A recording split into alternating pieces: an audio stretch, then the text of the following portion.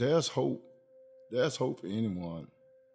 Because God can take me and bring me from a darkness, man. He can do it for anyone.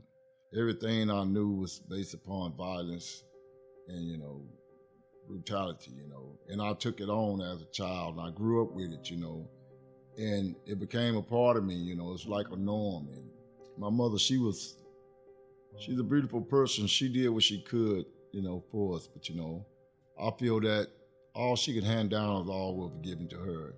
I think I was 8. I chunked a rock, boat, and hit a kid in the head with it, And they come and got me and took me to juvenile for that. But my memory back where I was old enough to just say, hey, I was responsible for what I did. I was 12 years old, and I shot my stepfather, and they sent me away for that. I think it was in '88. They put me in SEG because I wouldn't say yes sir to a young officer. And before I noticed, about 4 or 5 of them jumped on me and beat me real bad.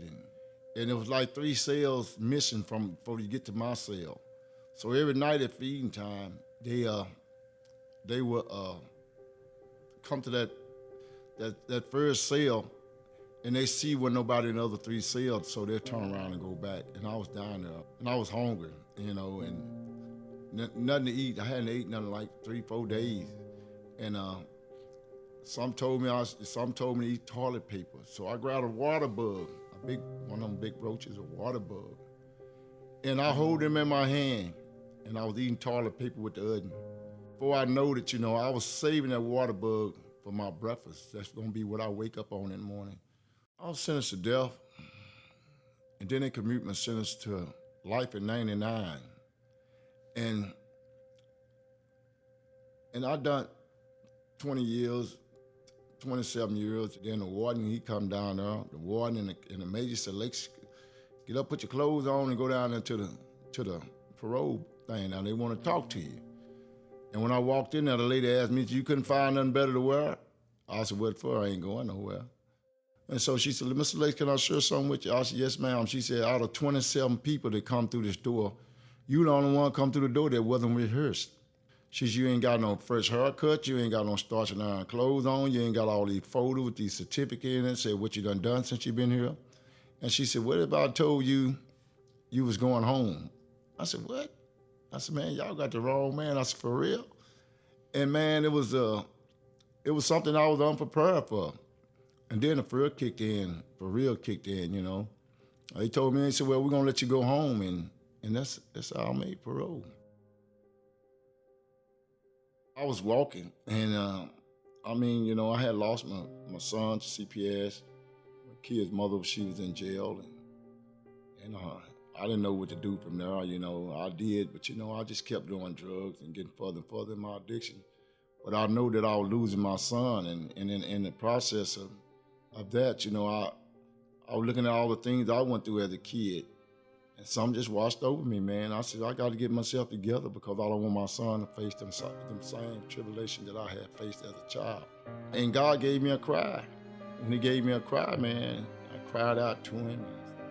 So, Lord, I know that you didn't bring me this far just to let me wallow in it and fall on my face.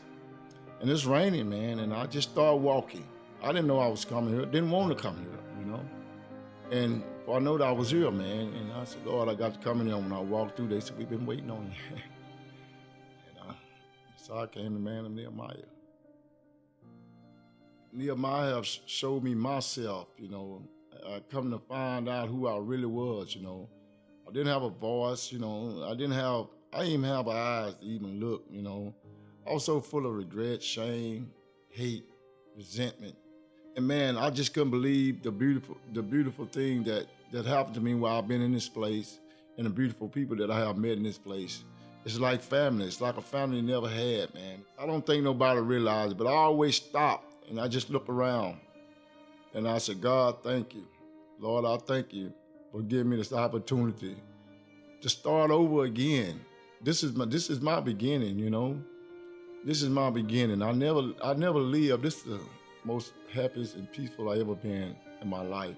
I look back and see what my life was, the darkness I was in, And I stepped into Nehemiah, it was a light. It was a light, you know. In the darkness and the pain that I've been through, I was able to share it, you know, by seeing other brothers hurt, seeing their pain, hang-ups. I was able to share the real me. And I'm so grateful that God gave me the opportunity. And God has been working in my life so wonderful, man.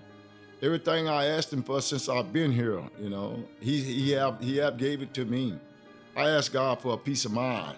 And that's mostly what I had since I've been here. Man, I have such a peace. And God have brought my son back in my life. You know, I have custody of my son now. I'm in a leadership position here, and the men's, you know, I relate with each and every one of them because I can feel each one of them pain. I am them, you know. I tell them all the time. Every time one sits sure they're hurting pain, I say, that's me. That's me. And man, it's so beautiful, man, to have a peace knowing that there is a God that loves you and he's sovereign, that he can't love no one no more than he do you, you know. My name is Michael, and God is rebuilding the walls.